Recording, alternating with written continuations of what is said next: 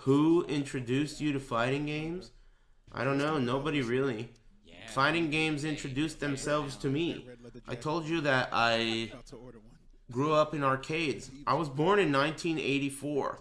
So, though I was very, very young, I was still there for the Street Fighter boom.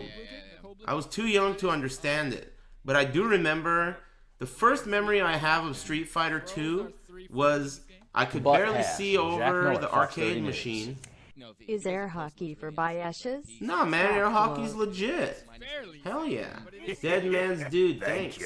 And Hellwoven, thanks for the resub. What was I saying? Oh yeah. So they just got Street Fighter 2 at the arcade, and all the big kids were trying to play it, right? And they were trying to figure out how to do a dragon punch. So you know how it's written on the original cabinet, the dragon punch motion, and none of these big kids could do it. Nobody could figure out how to do a dragon punch. And after all this trying, finally someone did it. And it was like a celebration. The dragon punch came out. He figured out how to do it. That was the first memory I have of Street Fighter. But it wasn't until I got older before I really started to like fighting games. I liked World Heroes and, Children of the Atom and Killer Bitch Stink, and all these games came out. WrestleMania, the arcade game, and Time Killers, and Moron Combat 1, 2, and 3. All those came out around me, all these games. But I didn't really start to love them until like Tekken 3. But I was still really young. And then Tekken Tag 1 came out, and I was like around high school almost. And I met this dude, Super T, and a couple other friends who were really good at Tekken, and they just kind of taught me how to play. And then I got my car, and at that time I just started going to Golfland. I met a bunch of people through different places and different friends and different arcades. I met people, and all those people always said, "Oh, you don't go to Golfland? You gotta go to Golfland.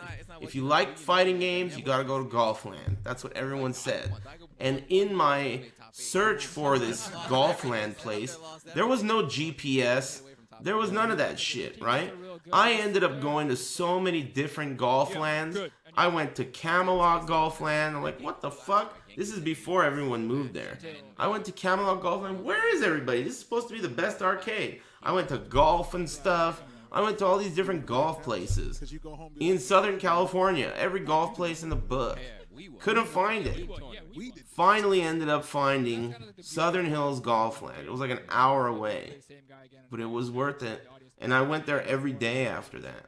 Until it closed. Well, I tried to go almost every day. Yeah, people. I also feel like people now these events, because a lot of times that arcade was awesome. They weren't aimed at the foreign audience. Didn't like it. We didn't have a GPS. You're making jokes about the back in my day. We didn't have a GPS, but you know what a Thomas guide is. You don't know what a fucking Thomas guide is, right? There isn't a single fucking hair underneath your armpit, right? You don't know what a Thomas guide is. You never even heard of it. Thomas guide was this fucked up Yellow Pages looking pile of shit that you had to keep in your car for when you're lost. And it was a book. And it had pages, a million pages. And you had to fucking look through that shit and find where you were and then figure out how the fuck you were gonna get where you're going. And there was no search. There was nothing. It was like some fucking caveman, primitive ass shit. Ancient Egyptian shit. Hieroglyphics. Trust me. You don't know anything. GPS, spoon feed. Anyway, let's watch.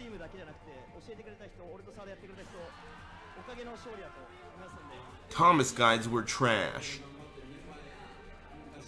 Gotta pull over and pull out this Thomas guide. Figure it out.